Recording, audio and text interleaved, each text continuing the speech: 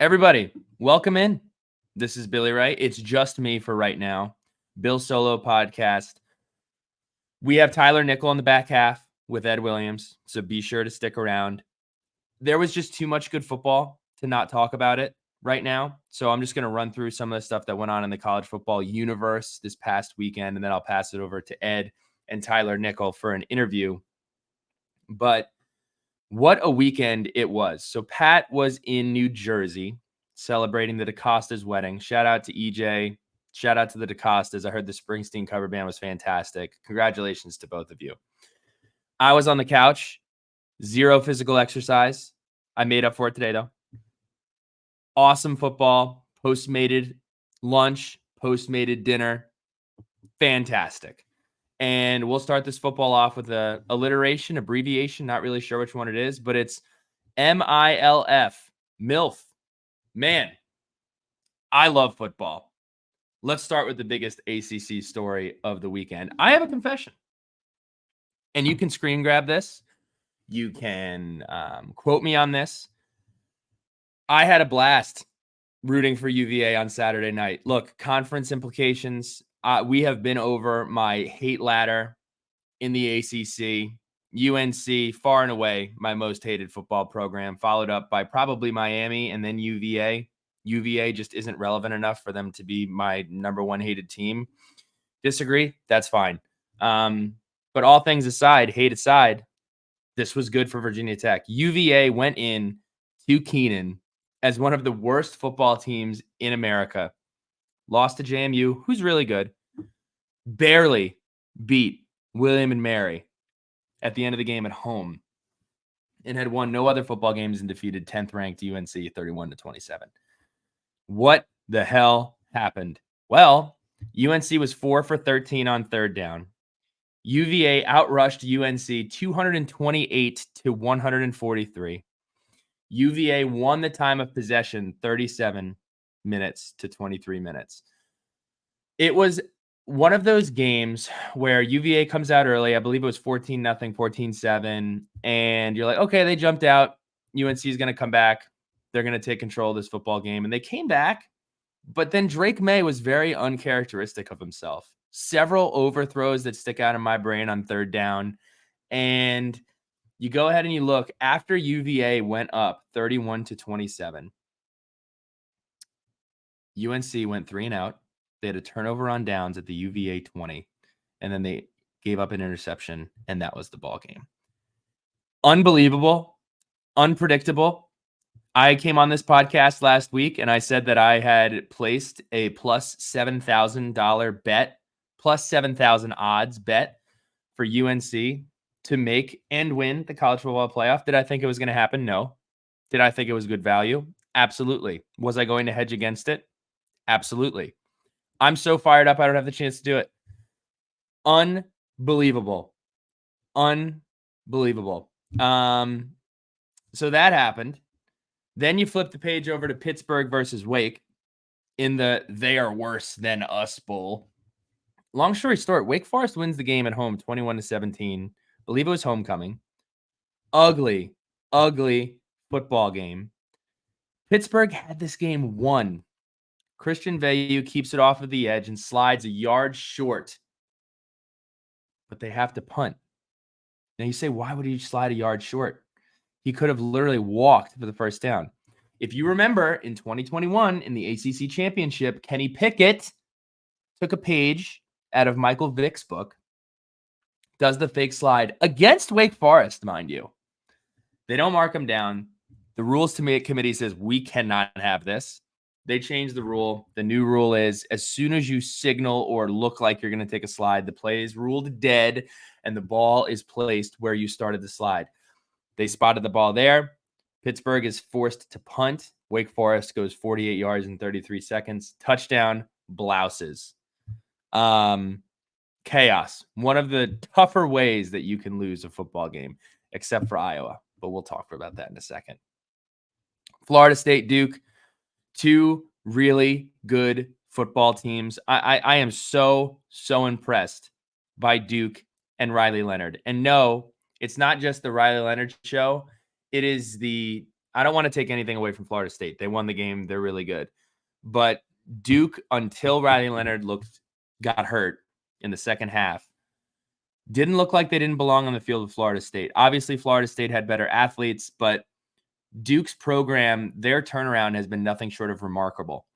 Leonard played his heart out, re-injured his ankle, and then Florida State goes on to score 21 fourth quarter points to win the game 20-38.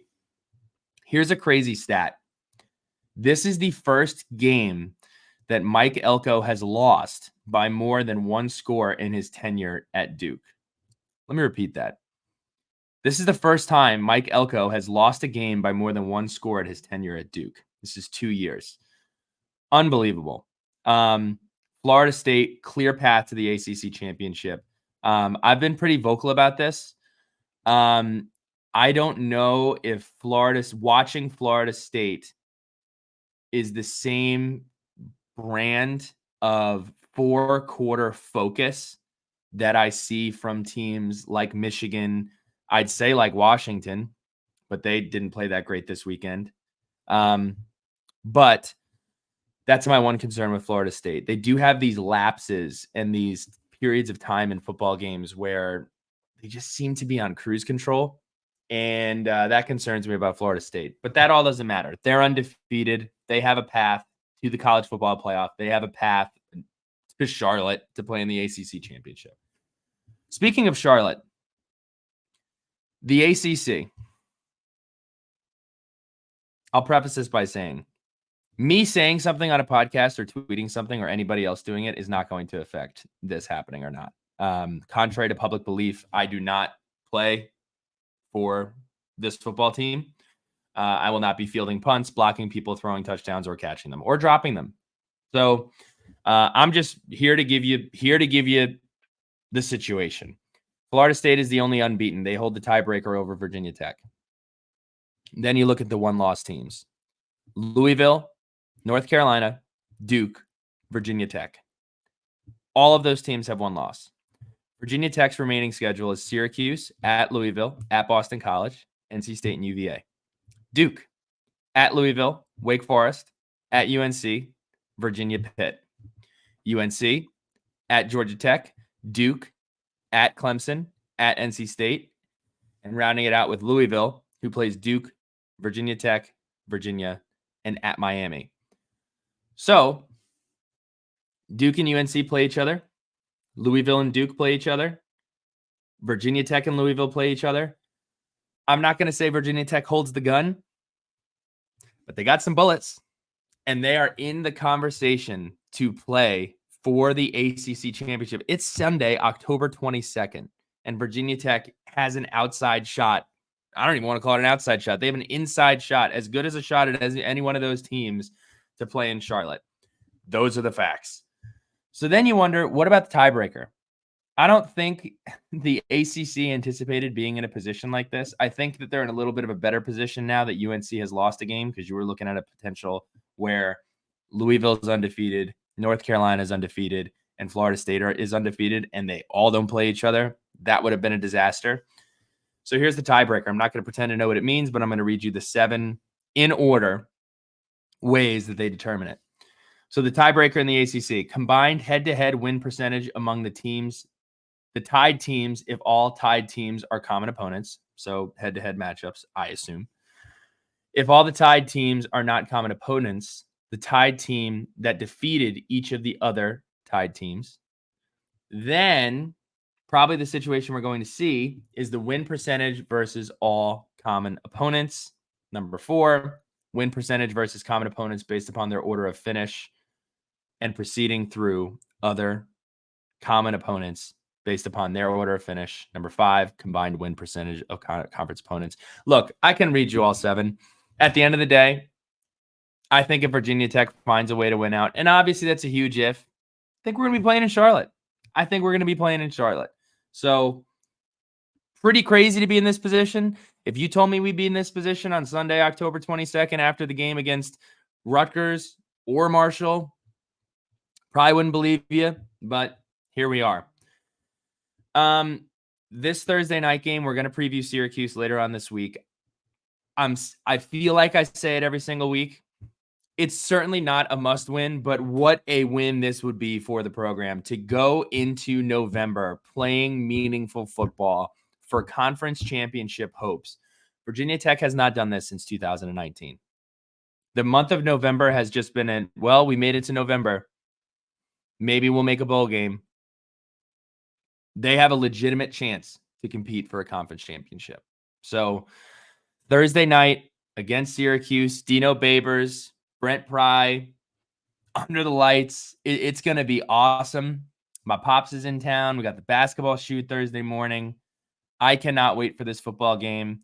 And Virginia Tech has a lot to prove, a lot to lose, and a lot to gain from this football game. So I can't wait. Cannot wait. Other news in the college football world pertaining to the ACC. Let's talk about some of the teams in the ACC that are not necessarily in the ACC race. Clemson and Miami. Clemson loses to Miami in Miami Gardens in double overtime. And we talked about it last week. Man, this is just not your mom and dad's. This is not our Clemson that we're used to watching. Clemson was outrushed 31-211. Clemson turned the ball over 3 times, once on the 2-yard line and again on the Miami 25. And, big win for Mario Cristobal. Clemson playing for pride. Clemson now has 3 losses. I cannot remember the last time Clemson had 3 losses in October. Crazy. Interesting to see how Clemson plays out the rest of the season, given that they're not going to make the college football playoff, given that they're more than likely not going to make it to Charlotte. They just haven't been in this position. They haven't had teammates that have been in this position. They haven't had peers that they have talked to that have been in this position. It's very, very, very, very difficult situation. Speaking of difficult situations, this isn't even on here. Got to feel for Shane. Shane in South Carolina went to Missouri this weekend, and it was not great. I'm looking up the score here. I know it wasn't good. 12-34, 34-12. South Carolina falls to 2-5. Just an ugly football game. I suppose for a minute in the third quarter, you potentially thought that they might make a ball game out of it, maybe. But Missouri straight up dominated this game. And I believe this is the 5th time in a row that Missouri has beaten South Carolina. And every SEC team wants to say Missouri doesn't belong in the SEC. Missouri doesn't belong in the SEC. Why did they get invited? 5 times against South Carolina. Nothing to sneeze at. They're number 16th in the country. They're 7-1. Ilya Drunkowitz doing a great job at Missouri. So hats off to him. Looking at some of our opponents and where they are, Rutgers is bowl eligible. They beat Indiana 31-14. They have Ohio State coming up next week. Really impressive. I think that we all kind of said, Rutgers, maybe they find a way to get bowl eligible, maybe. No ifs, ands, or buts about it. They're bowl eligible right now. The end of their schedule is really tough. Going to see how it pans out. Purdue, they're 2-5. They are not good. They were on a bye this past weekend, and they play Nebraska in Lincoln next week. Marshall is 4-3. They lost to potentially the best football team in the state of Virginia in JMU. JMU is 7-0. Really, really good football team. And they have Coastal on the road next week. So something to keep an eye on. One more thing I want to talk about, I told you it wouldn't be long, is the Minnesota-Iowa game. This was one of the most painful games I've ever watched. My buddy Bryce Chalkley, there was so much football on, and he decided to watch this entire football game. I got to tell you, I have Hulu at home. I'm at Pat's house right now, and he's got YouTube TV. This multi-box situation is unbelievable. You got 4 games on at one time. Reminds me of DirecTV back in 2008. It's fantastic. I am all in on the multi-box for YouTube. Might have to switch. But 12-10, Minnesota goes in and beats Iowa. I'm just looking at some of these numbers by Iowa. 11 yards rushing for Iowa. 116 yards passing. 127 yards total. Iowa turned the ball over 3 times. they averaged 0.4 yards per rush. I believe they had -2 yards rushing in the entire second half, maybe -2 yards total in the second half. I actually believe that's correct. And just really bad. I mean, you have to look at a team like USC and say, wow, if USC had Iowa's defense, how good would they be? And on the flip side, how good would Iowa be if they had USC's offense? But at the end of the game, Iowa fields a punt. I hate this rule. Iowa punt returner is doing the hands, incomplete sign, kind of like get away from the ball, get away from the ball, get away from the ball. In my opinion, if somebody does that, it should not be a penalty if they pick the football up, because when the ball bounces, that should reset everything. Iowa football player picks the ball up, returns it for you think touchdown. They rule it off. And then Iowa ends up throwing an interception when they get the ball on the Iowa 46-yard line. And that's your ball game. Minnesota wins the game. And Iowa's going to drop out of the top 25. Iowa, the under hit. The over-under was 30 points. The lowest in Power 5 football in a long, long time. And that's how that pans out. Flipping the page to national football before I get it over to our guy, Ed and Tyler Nickel. Giants versus Redskins today. Giants versus Commanders, whatever you want to call them. Tyrod Taylor started in place of a injured Danny Dimes, Pat Finn doppelganger. He goes 18 for 29, 279 yards, 2 touchdowns, and 25 yards on the ground, and a win. So shout out to Tyrod. Look, Tyrod Taylor's been a guy. He's been in the league. He's done everything that every team has asked him to do. Would love to be able to see him continue to play football in a starting role. I know plenty of teams who could use his services. One is right in Piscataway, not Piscataway, New Jersey.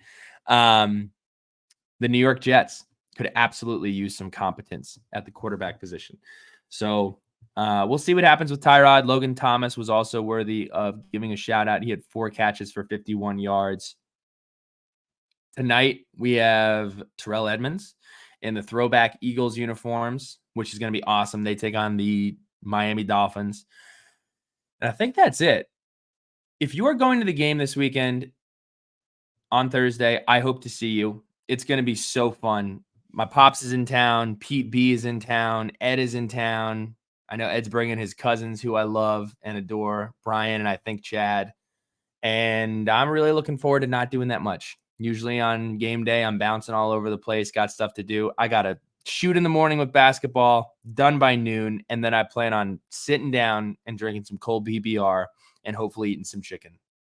And that's pretty much it. And then watching some football, watching the Virginia Tech Hokies in Lane Stadium on Thursday night against a conference opponent, competing for a chance to go to Charlotte. It's going to be awesome. Can't wait for it. That's it. That's a podcast. The first half of the podcast, I'm passing it over to Ed and Tyler Nickel.